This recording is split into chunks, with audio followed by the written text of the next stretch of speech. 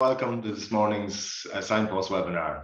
I'm delighted to see that given our newfound freedoms, our numbers look to be still good and that you haven't abandoned us. So you're all very welcome this morning.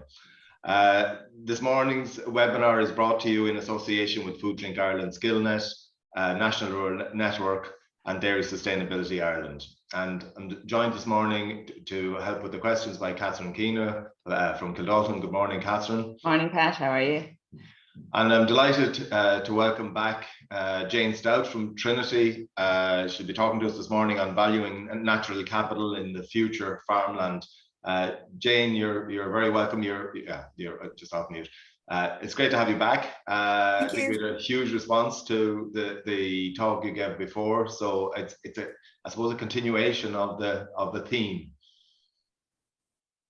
Yes, it is. Thanks very much for having me again. There's, I suppose, growing interest in the whole area of natural capital and how we consider and value what we have in the countryside. And part of that valuation process is researching and beginning to understand and how we value that. You have I suppose, a growing team in Trinity and beyond supporting that work and furthering that work. That's right. So, I'll talk about some of the work we're doing at the moment this morning, where we're looking at developing natural capital accounts at various different scales. And what I'd like today is to really sort of myth bust a little bit and try and fill in some gaps. So hopefully it's useful to the audience. Okay. Well, without further ado, if you could share your screen and we'll make a start if that's okay.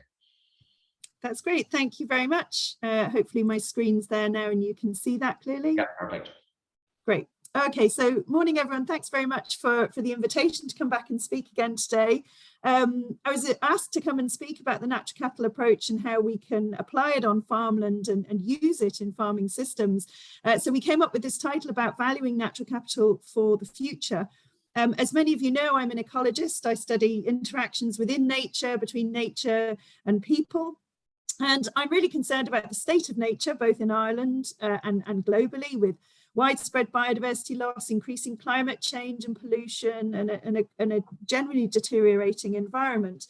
And so my work tries to find ways to understand this loss of biodiversity, both from an ecological point of view. So how does this affect ecosystems and how they work, but also from a human point of view. So how does it affect our society, our economy, our health? Because nature really does underpin everything. It is our life support system. And this is what led me to the interest in the whole natural capital approach and the formation of Natural Capital Ireland to really promote this approach. But I do appreciate that it's an approach not everyone is entirely comfortable with. So what I really want to talk about today is valuing farmland for the future. And most of Ireland is farmed. It's a really important aspect of our society, our economy, and of course our environment. And I'll explain about the natural capital concept a bit more as I go along and hopefully clarify, as I say, some myths around the idea. So if we're talking about valuing farmland, what are we talking about? If we think about what's currently valued on farmland, and actually if you Google value of farmland, you get lots of articles on prices, land values on the market, buying and selling.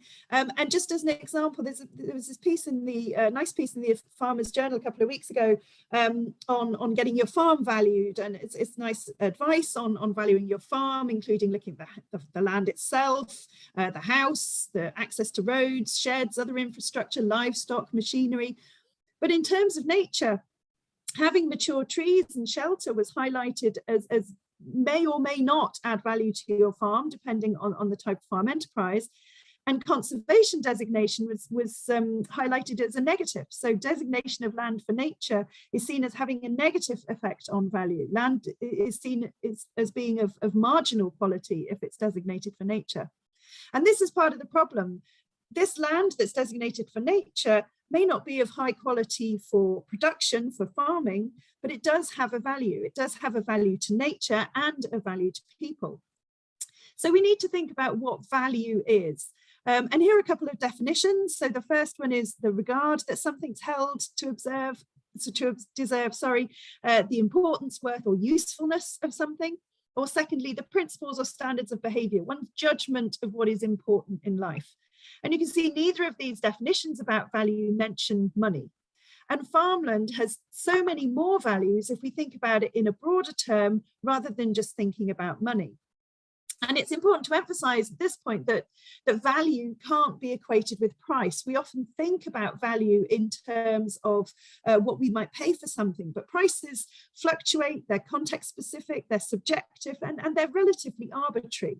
Whereas value is fundamental. Value implies the worth of a good or a service for an individual, whereas price is the amount of money that buyer is willing to pay in exchange for a product or service. So, for example, a bottle of water, if you live in Ireland, you're constantly surrounded by water, we're not dying of thirst, we might pay €2 for a bottle of water. We still value it highly because it's necessary. Like all living creatures, we need water to survive. But if you're in the desert and you're dehydrated, the value of that water is still the same. You still need it in order to survive, but you'd be prepared to pay an awful lot more. So the value of something is what it's worth, not just in a monetary sense. And economists have identified 6 sources of value with regards to nature. And these are from the Dasgupta review that was published last year. So first of all, they point out that we wouldn't be here, humans wouldn't exist without nature. And we know this because extreme forms of loss of nature, so for example, toxic pollution in water or loss of vegetation cover upstream causing landslides downstream, degraded mangroves, ceasing to protect villages against storms, all of these things, this loss of nature can cause loss of life. So the first value of nature is, of course, that we wouldn't be here without it. Secondly, ecosystems directly contribute to human health, to good physical and mental health. Our lives are better when our health is better. Ecosystems filter pollutants, regulate disease, keep us healthy, and a lot of the natural products that form a sizable proportion of pharmaceuticals come from nature. And we use these to maintain and regain our health. And thirdly, related to that is the indirect contribution that nature makes to human health. So it's a source of enjoyment, it has amenity value. And so there's an indirect contribution to our health as well. Fourthly, nature provides goods and services on which we depend. And this is the aspect that's most commonly discussed in environmental economics, the so-called use value of nature, the food, the fuel, the fibers, the timber, the clean air, the water that we extract from nature and on which we depend. The fifth value is this existence value. So knowing that a species or a place exists, even if we never go there or see it, you know, there may be species or habitats, think about the orangutans in Indonesian forests that we will never see, but we still value them. And finally, then nature may be sacred to us or has its own moral worth. And this is really the intrinsic value of nature. So there are lots of values associated with nature and not just the value of the bits we buy and sell. But the challenge is, how do we articulate these values in metrics that can be commonly understood? And how do we incorporate these values into our practices, into our decision-making, into management, and into our economies? So when we think about the value of farmland, it's not just how much we can get for it when we want to sell it, but it creates healthy landscapes that we live in. The plants and animals that share those landscapes help to maintain them, plants protecting the soil from erosion, bees, other insects pollinating plants, predators preventing buildup of pests. And of course, the non-farmed areas on farms like hedges, ditches, streams, peatlands, they help to regulate climates, to regulate water flow, to filter out pollutants, and provide somewhere for wildlife to live. And there's also, of course, the cultural and traditional spiritual values in the landscape, in fairy trees and features that have been there for hundreds of years. So our farmland and the nature that makes it up, the soil, the water, the air, the plants, the animals, is often much more valuable than is currently recognised. And the loss of nature is a risk. And as ecologists, we've known for a long time that the loss of nature is a risk to humanity, to society. But over the last few years, this has been increasingly recognised by economists. And the World Economic Forum puts out a global risks report each year, and here's this year's version. And this year, the top 3 risks in the long term and in terms of severity have been identified as climate action failure, extreme weather, which is linked to climate action failure, and loss of biodiversity. So these are risks that are particularly obvious in primary industries like farming, but they're actually seen now as risks for all businesses globally. So these natural processes of climate change, of biodiversity loss are being recognized as being important outside of the sphere in which they're usually discussed. And of course, loss of nature can compound risks. So for example, biodiversity loss makes the impacts of climate change harder to cope with. The removal of natural habitats upstream and intensified development of floodplains leaves some more susceptible to storms and to flooding, like in the photograph here. So there's a value of nature to people, to society generally, but also to business enterprises. And if we ask farmers, if we ask the farming community about their goals and values, then researchers suggested that these are the kind of things that resonate. So pride of ownership, self-respect of doing a worthwhile job, enjoyment of tasks, making an income, meeting challenges, ensuring future income, expanding the business, continuing farm traditions, recognition, prestige. But none of these, some of these are obviously about income, but it makes the point that not all values are about money. So when we think about the value of nature, the value of our farmland, we need to think more broadly. And as I said, the challenge is articulating that value. Economists use different approaches for different types of values. So for example, if we're trying to value the outputs from nature, those that have a market, we can use the market price as a proxy for value. But remember, we've just said price isn't the same as value. Often the price we pay doesn't reflect the cost of production because some of the free services from nature aren't taken into account. So for example, the actions of soil organisms, of dung recyclers, of pollinators, but also the price doesn't take into account the long-term damage to nature from production. So in terms of loss of habitats, in terms of pollution of the water, etc., or the cost of restoring nature. None of these are considered in market prices. For outputs from nature that don't have a market, so there's, for example, there's no market for elderflowers or blackberries that are harvested from hedgerows, or for views across beautiful landscapes. For these kind of things, we can use proxies. So we can ask people what kind of landscape they prefer to look at, or we can determine preferences by counting how many people use those landscapes, or go and collect blackberries from the hedgerows, how far they drive to do such a thing, you know, how many park in a car park to go for a walk and admire the views. And this can give us some kind of measure or proxy of these non-market values. Or we can use replacement values. So if a floodplain's damaged, how much does it cost to put in flood defences or to fix people's houses when they get flooded? But for most things, there is no market price and there's no sensible proxy. So this makes it difficult to articulate, but it doesn't mean that there isn't any value. And here I'll come back to the natural capital concept. And the key thing about the natural capital concept and the natural capital approach is that it's not about putting a price on nature, it's about valuing nature. All of these various values that I've been talking about, the things that we use from nature, that we get from nature, and that the values of the inherent, intrinsic values of nature. So valuing nature doesn't have to include monetary values. And the natural capital concept isn't a new concept, but it's a new language to link nature with the economy. It's a bridging concept, if you like. And it borrows language from economics and business to illuminate the economic and societal impacts and dependencies that we have on nature. So the natural capital concept thinks about nature, all our natural resources, including biodiversity, so living organisms, but also non-living resources, rocks, soil, the rain, the sun, all of the environment. This can be considered as an asset or a stock. So this is our natural capital stock.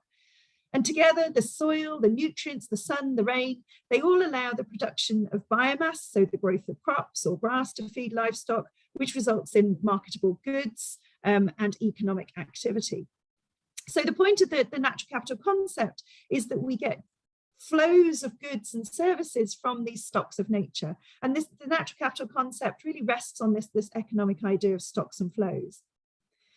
But it's not all about producing marketable goods. Those other values, the landscapes, the pest and flood regulation, pollination, these can also be brought into the equation when we're talking about value.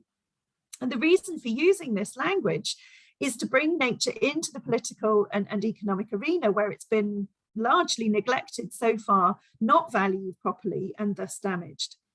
And the important thing about the natural capital concept is that without the stocks, without these natural capital assets, without nature underpinning the system, then you don't eventually get your goods and your economic activity. Now, traditionally, when we value nature in a lot of environmental economics, we just value the right-hand end of this diagram. We value the outputs, we value the goods, and we value them in economic terms.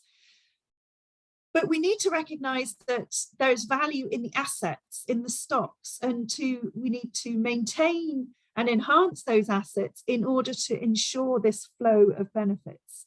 So it's not just all about valuing the things that we can trade on the market. It's not just about valuing the services. We need also to appreciate these underlying stocks. So how can we do this? Well, one way is via natural capital accounting. So I've been talking about the natural capital approach, which is this whole idea about stocks and flows. And we can then use natural capital accounting as a systematic way to measure and report. So many people are familiar with national accounts that give measures like GDP and national expenditure, and they use this long established system of national accounts, which has been developed over many years as a standard. It allows comparability across metrics, across countries. But of course, GDP is bounded by the economy, not by the limits of the environment. It wasn't designed to look at nature. It wasn't a measure of welfare. So it doesn't tell us the full story, and it only looks at output. It doesn't look at the long-term income or the wealth or the stocks underpinning this output, including nature, our natural capital, and its degradation. So for example, in forestry, timber resources, the outputs from forestry, timber resources are counted, but forest carbon sequestration isn't. And other services like water regulation by forests are hidden. So the system of national accounts doesn't tell us the full story, but it's what a lot of decision-making rests on. So natural capital accounts then can encompass these underlying stocks, as well as these flows of services and benefits. And natural capital accounting, as I said, systematizes environmental information into an accounting format that tells a story of change over time. Until recently, we haven't had a systematic way to measure and report on those assets and benefits from natural capital. But the system of environmental economic accounting has been in development over the past 30 years. And in the last year, we've seen now an international standard, a specific part of the SEER, the system of environmental economic accounting, that deals with ecosystem accounting. And this is now a standard way to measure and account for natural capital in the same way that we do in our system of national accounts. And it's been developed so that the two can talk to each other. And it tells us not just about market outputs, but about these underlying stocks, their condition, and non-market benefits, and allows us to track them over time. And so this is the framework for the SEER, the SEER EA, the ecosystem accounting, which is pretty much natural capital accounting. And as I said, most of the valuation of nature is focused on the right-hand side of this chain, or this framework, the benefits, the market prices as a proxy for services delivered by nature, the preferences of people, etc. But this accounting framework is really useful because it shows us that this is just one part of the framework. And the SEER ecosystem accounting approach allows us to create accounts not only of the flows of services and the benefits, but of these really important underlying stocks. And it's a spatial approach. So you create a map of your assets, their condition, and the relative flows of services. And we're currently working on several projects, as Pat mentioned at the beginning, several projects trying to apply this system of accounting in the Irish context. So we're doing it at the catchment scale in the InCase project. So this is our EPA funded project where we are mapping asset extent and condition in various catchments in Ireland. So for example, in the Dargle catchment, which happens to be where I'm sitting right now, we can layer up data sources on land use, on soils, on protected areas, etc., and create extent accounts. And this is Catherine Farrell was leading this work and just published a paper recently last year, which describes this process of gathering and layering these data sets to understand the extent of our assets. And there are challenges with data resolution and with data accessibility. But then the next step in the process is to look at the condition of those assets. And if data in terms of asset extent is hard to get, data in terms of asset condition is even harder to get. But this map here that I've just popped up onto the screen shows asset condition based on risk status of waterways as assessed by the Water Frameworks Directive. So we can use, again, various proxies for condition at this scale. And then the next step is to look at services. So what do each of these habitats or these assets deliver? And we can come up with, this is where we work with the economists and come up with these supply and use tables for each of the assets, which sectors use them and which ecosystem services are delivered.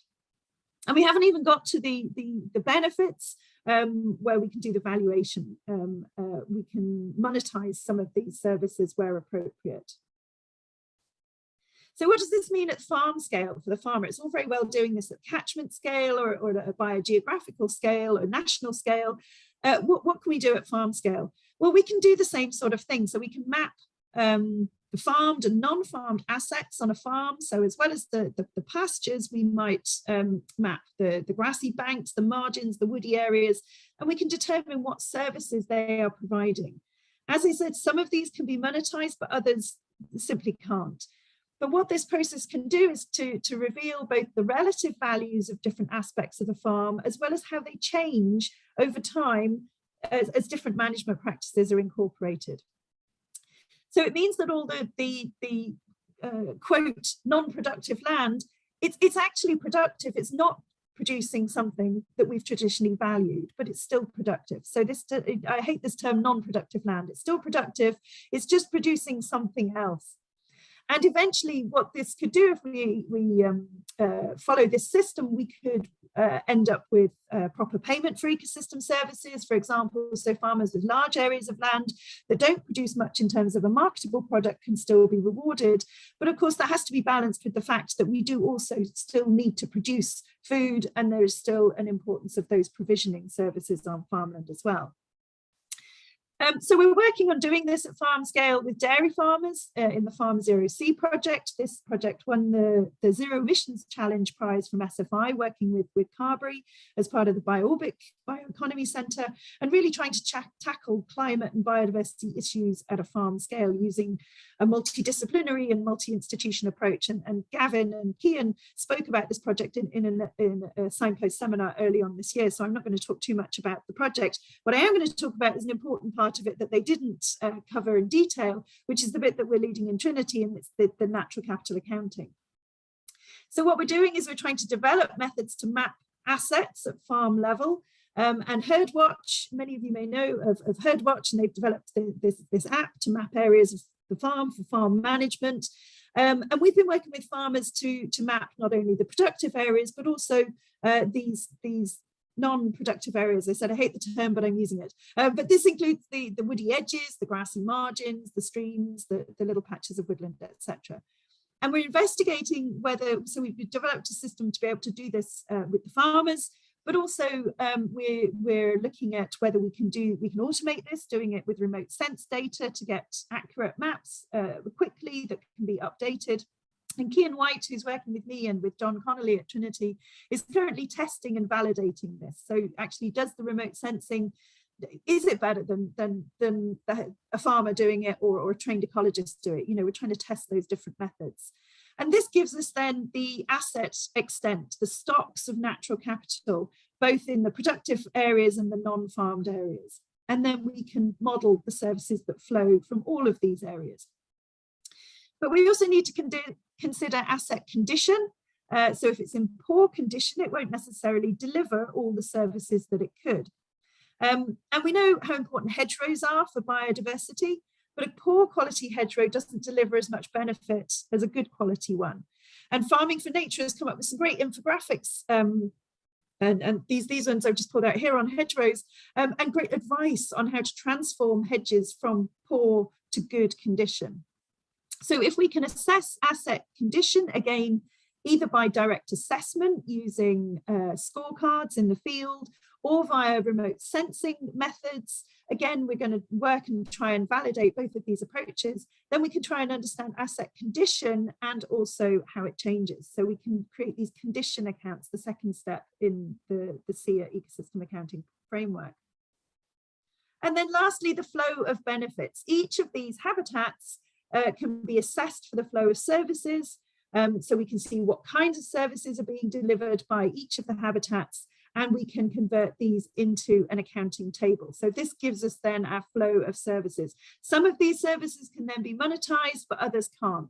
So the next step would be working out which ones can and should be monetized, or how to bring these different measures, these services measured on different scales using different metrics, how we bring them together and how we use them to inform decision making. And we're just starting this aspect of the work in the Farm Zero C project, working with Lars Hein at Wageningen University, who has worked on developing these kind of accounts at farm scale in the Netherlands. So that would lead us to the third and fourth step in our SIA framework. And the important thing then is, how do we use these accounts? How do we use our understanding of the stocks and flows of natural capital in our decision making? And this is what we'll be doing in a new project. So just want to mention this project for ES. This time we're working in forestry, but the tools will hopefully be transferable. So we're working with Culture Nature, funded by Department of Agriculture, to map the extent and condition of forest stocks, to determine service supply and benefits, and bring these things together in a management tool. And again, this project is literally just starting, and so hopefully at some point you might invite me back to come and talk about this one. So to summarize, there's more to value than money, and we need to start to value farmland for its multiple benefits. The natural capital approach isn't all about money, it's an economic metaphor for nature, so it's about stocks of nature and flows of services and benefits, and about making non-market benefits visible, and about highlighting that the condition of stocks is really important for that flow of services and benefits.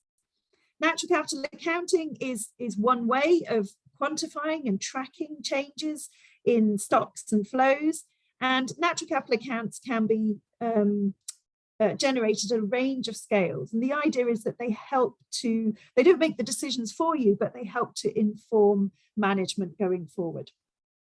So I'll finish with that. Thank you very much for your attention.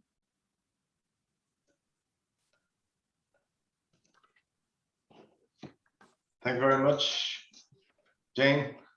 Challenging as always, and challenging us to think differently, I think, about the way we view the world. There's, I suppose, a number of questions coming in there, and on a variety of topics. And I suppose one that's just come in there a few minutes ago in relation to, I suppose, it may be a specific use of the process. And he asks, how would natural capital approach deal with the challenges around hedgerow quality and related problems with the quality and ongoing removal of them, and how can it be integrated into how we, I suppose, try to manage and work with people? It's not an easy question now. It's a good question, and it is a real challenge. Is how do we assess the condition of hedgerows? You know, what is a good hedgerow? What are the characteristics of a good hedgerow? And you know, what do we mean by good? Do we, you know, is the condition, are we talking about condition for biodiversity? Are we talking about condition for carbon storage? Are we talking about condition for retaining livestock within fields? You know, what aspect of that condition are we considering good or bad quality? So, you know, developing ways to assess condition is something that's really important, and hedgerows, obviously, we know they're a really important part of the landscape for many reasons.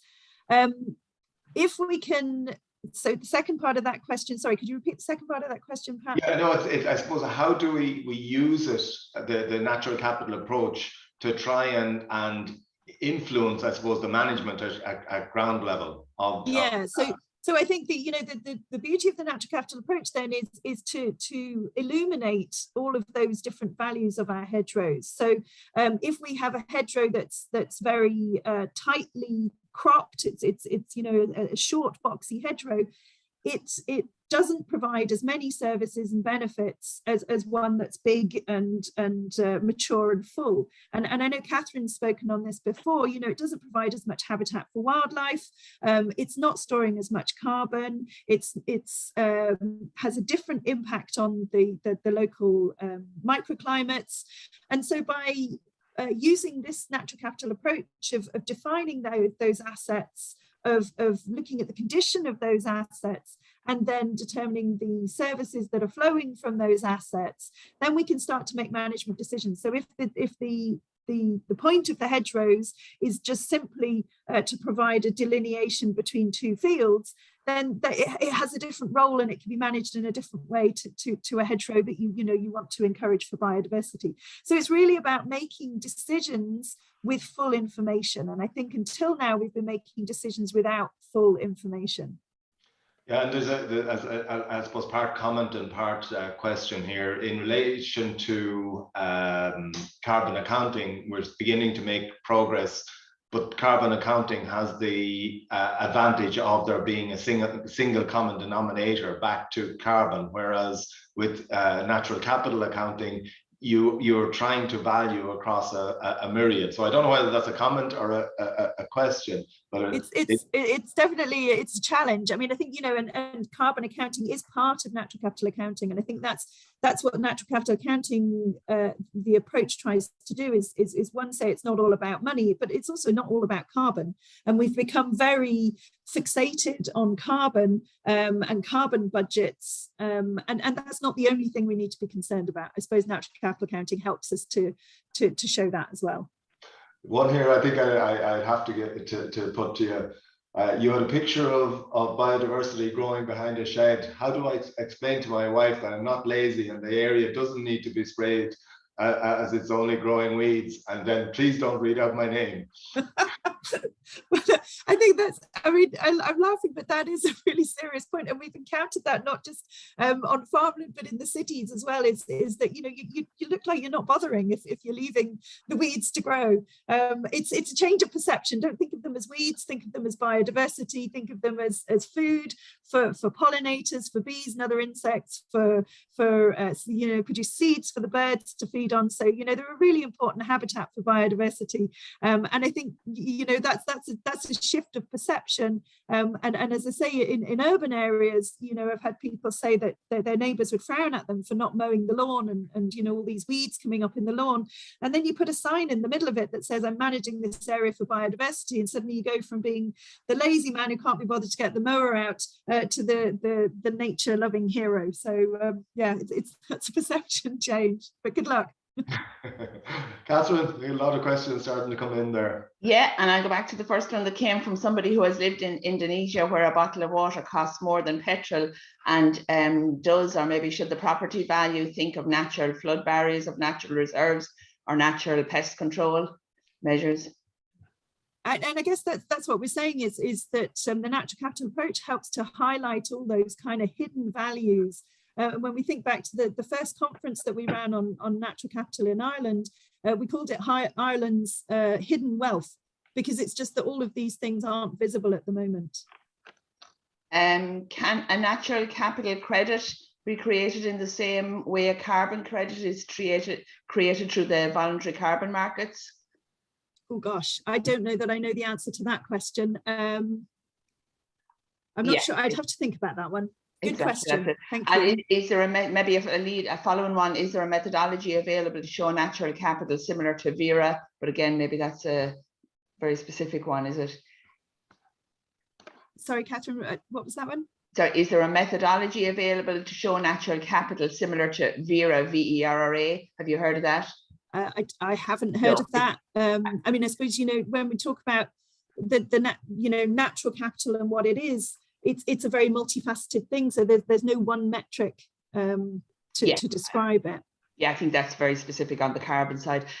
Just a couple of specifics on your own work. Can you, is Forest ES focused on large scale, such as culture, or will it address ecosystem services at farm forest scale? So the scale of the forestry in Forest ES?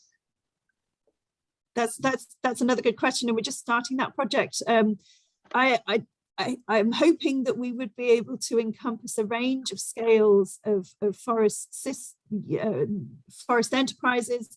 I don't know exactly yet whether we'll be working specifically at that kind of farm scale of forests, but I think we will try and encompass a range of scales. But yes, thank you for that. Maybe something to think about. Is the project you're doing at farm level with dairy farmers, are all farm types?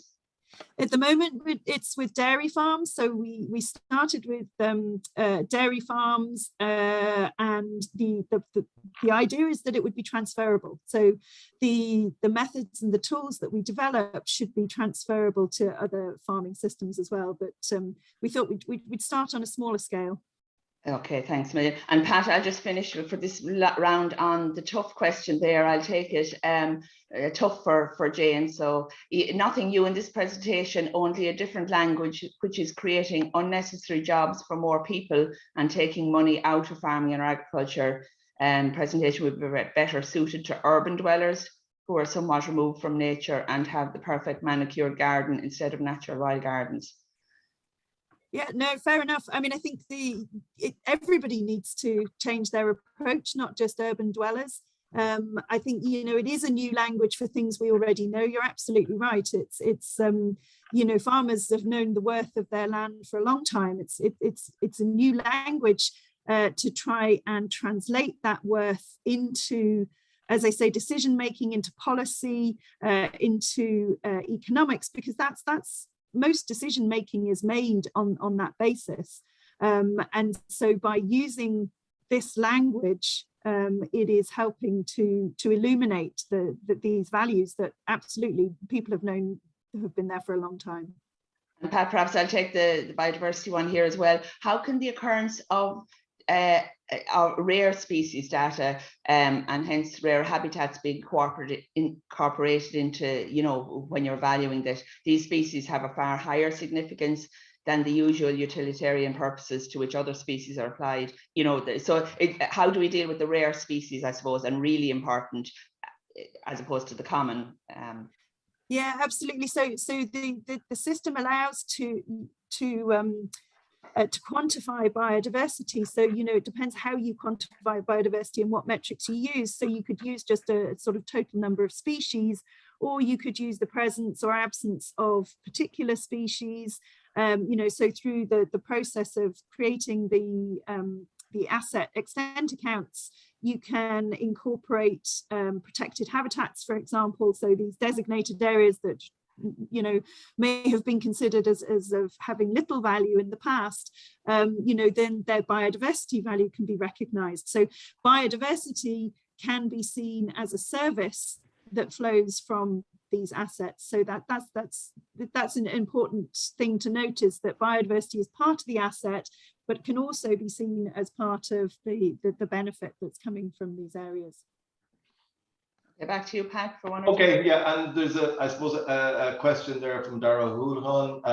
How do we add market value to farm systems that are high in natural capital? Or I suppose you could extend that to how do we monetize that so that those farmers can continue to manage in that way?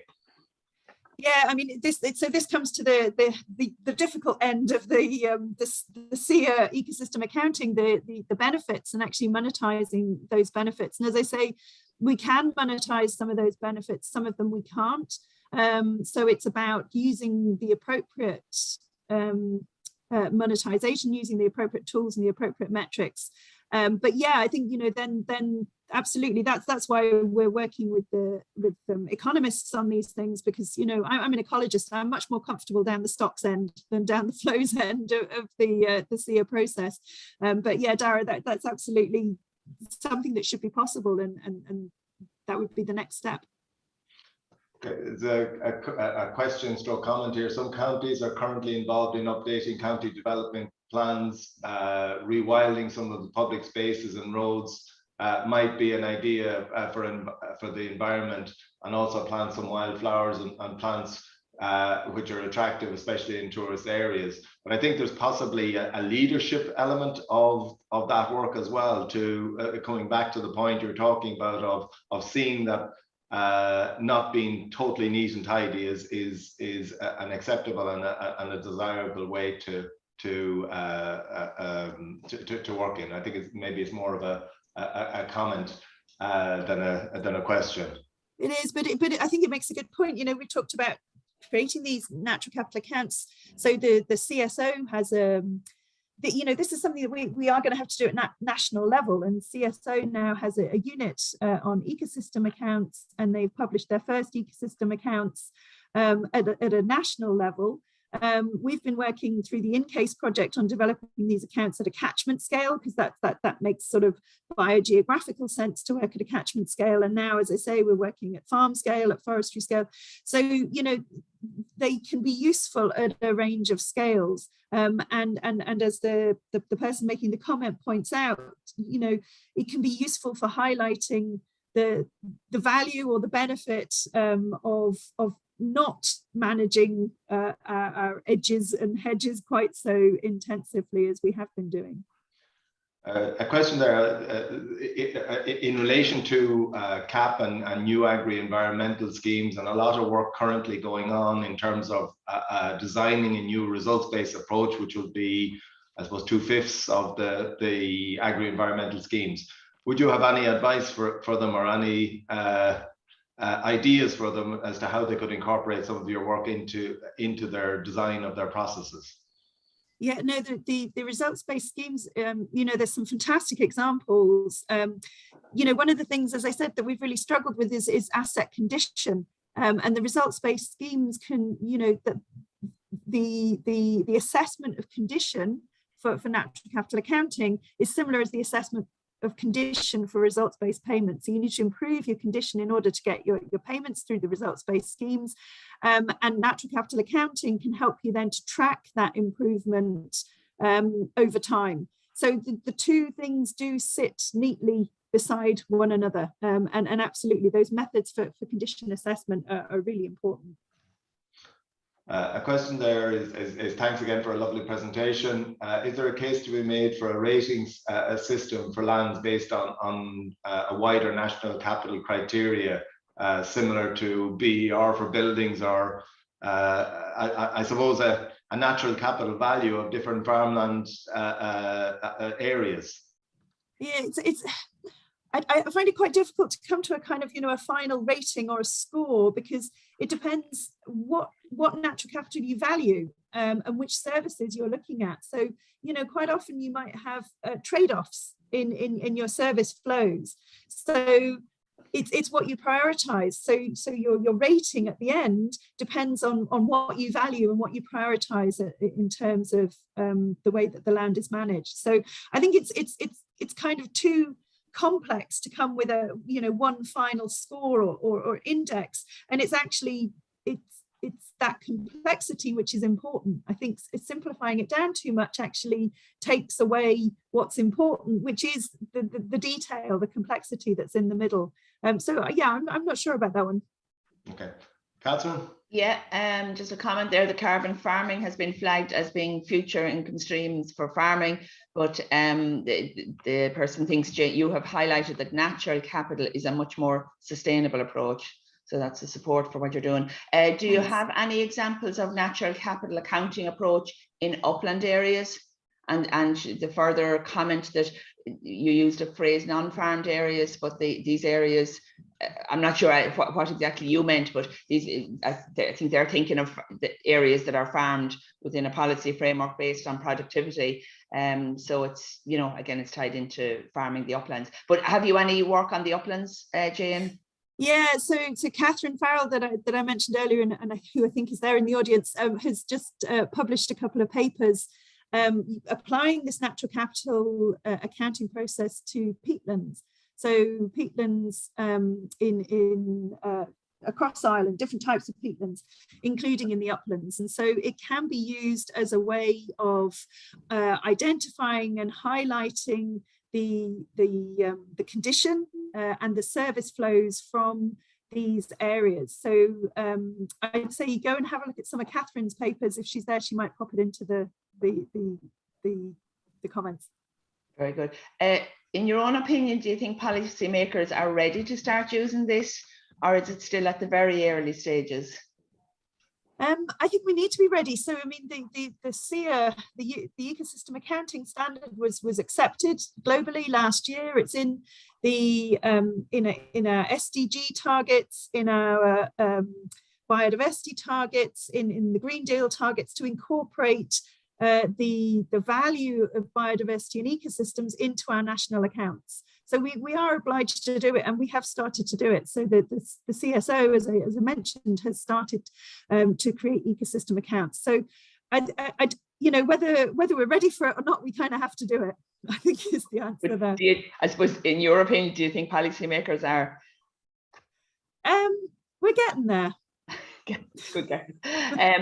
Did you mention the Herd Watch app? I don't think there's a habitat mapping function available on it currently for all farmers. No, it's and I'm not an expert, and so apologies if I get this wrong, but as far as I understand, it allows mapping of the fields and what's in each of the fields, but I don't think it does allow the full habitat mapping, no. Yeah, so that's what we're trying to sort of, you know, build on that in this project. Yeah, very good. Over to you, Pat. Yeah, I suppose you've tweaked somebody's interest. There's a question there: are there more jobs planned in these sectors? So, and how can we access those jobs? Yes, I do think, you know, there are more jobs. There will be more jobs, and there are already more jobs for you know, we've got quite a lot of people who understand the economics, the services, the benefits, the assets and asset condition, you know, that kind of that ecological knowledge, that ecosystem knowledge. That's where we need people. You know, economists can't do this in isolation from the people who understand what's going on the ground. So we've already seen an increase in demand for people with skills to be able to map and assess, to be able to do this kind of natural capital accounting. I do think there are going to be a lot more jobs in this area in the future, and particularly, you know, I say jobs for ecologists, I actually mean jobs for people who can talk across disciplines. And I think for a long time we've been very stuck in our silos, and this idea that we need to move out of our silos. We can't just do this. Ecologists can't do it on their own. We need people who understand geosystems and atmospheric systems, and we need people who understand satellite mapping and model creation, and we need people who understand economics and service flows and benefits. So it's a really cross-disciplinary space. And so we need people who have breadth as well as depth, I guess. So yes, it's a very long answer to a short question. Okay. And Pat, I have just a very specific one there. Maybe a question or suggestion about farm buildings. Are they included, particularly thinking of barn owls, swallows, and bats, etc.? Are they valued in your farmland assessments? Yeah, so I mean, this goes back to the previous, an earlier question about specific species, rare species, you know, so biodiversity can be incorporated into, you know, specific aspects of biodiversity, specific species can be incorporated as a service, you know. So if that's something that's valuable, is providing habitat for those species, then yes, that can be included in the so I think you'd agree then, the more knowledge we have of these, and the more both the farmers and the people doing the assessments understand of. Absolutely, and that's, you know, this comes back to this point about, you know, that if we, again, using the terminology, if we think about them as part of the stocks, then you know, the understanding more about our stocks and the benefits they deliver. So, you know, barn owls, they play an important role in pest control. So they're wonderful and fabulous species and part of our biodiversity, part of our natural capital, but they also do provide a service and play a role. So it's not just about looking at what they do for us, but about them intrinsically as their biodiversity value as well. Yeah, so I suppose there's just a few warnings coming through there about, like, if rare species are rare for good reasons, and if we who are doing this work don't recognise them, we'll have more of the common and less of the rare, but you know, that's not what you're obviously were. Yeah, no, absolutely, and you know, and that's the thing. Not everything needs to be abundant.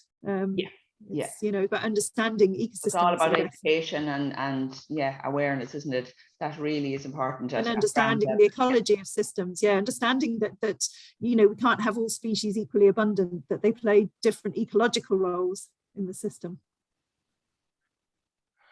There's a couple of questions there. Just, I suppose, a comment to say sustainable and self-sustaining are not necessarily the same. And I think what's been alluded to there is that there is need for positive management in the delivery of biodiverse areas and landscapes. It's not just a case of leaving it to its own devices and letting it go wild. Yeah, no, I agree with that, and I think that's often a sort of a misconception about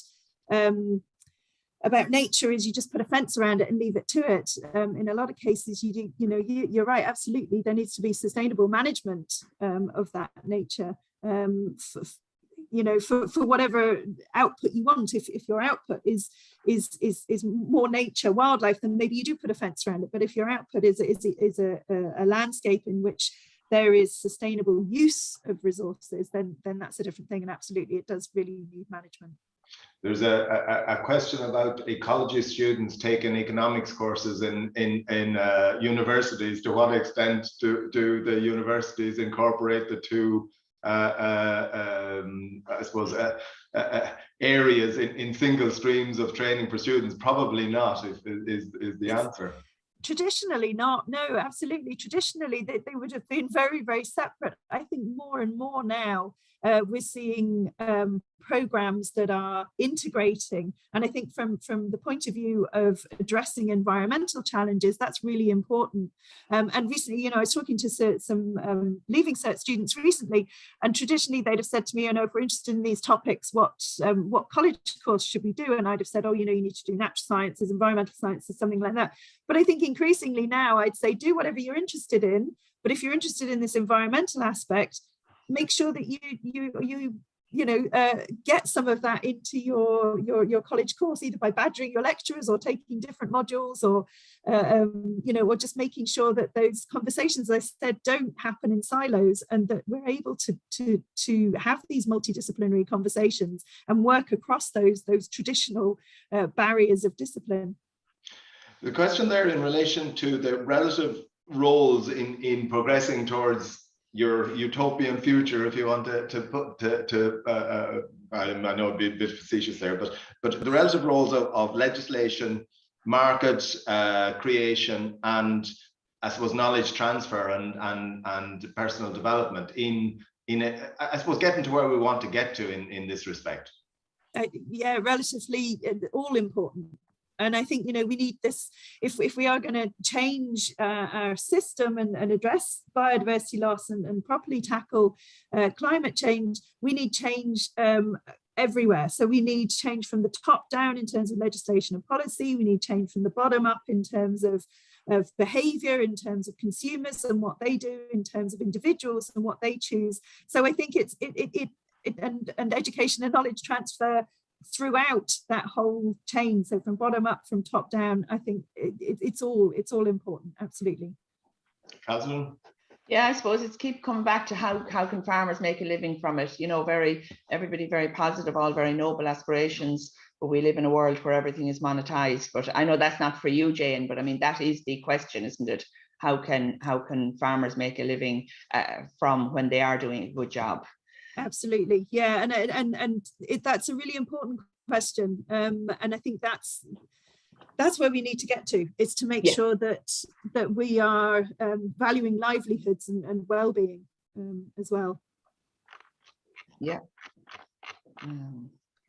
Okay, I think we're getting pretty close to the end of the questions. I don't see a huge amount more coming in. I mean, it is I suppose an emerging science, our emerging discipline of trying to combine economics, and it reminds me a little bit of I suppose some of the early work we did when I a long time ago when I came into the organization of looking at how you evaluate progress from an economic perspective, where people were looking more at profit, but we started to look at the development of the balance sheet. And it struck me that is some of what you're doing. Is you're not just looking at what you're taking off and judging everything by what's being taken off. You're looking at the reserve and the bank of what's there in development, and what we're developing in our landscape as a way of valuing the natural capital there, rather than what we're able to take off it on an annual basis. Yeah, exactly. And a comment on that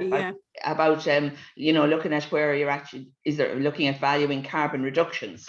That fits in with what you're saying, Pat. It's not all about what we take off, how we reduce harm or reduce carbon reductions. So listen, thank you very much. It's been, I think, an interesting and a very challenging talk, and I think it's challenged a lot of our viewers. So once again, thank you very much for your presentation. Thank you. Thanks for having me. Like next week, we're joined by Marion Sorley, looking at the carbon footprint of dairy farms along the Atlantic coast of Europe. So I suppose it's looking at the context of carbon footprinting on a temperate grassland agriculture. Thank you very much to Yvonne for her support in running the webinar this morning, and thanks to Andy Boland for his work in terms of producing the series. So with that, I'll leave you and hope to see you again next week, and enjoy your weekend. Thank you. Thank you. Bye-bye.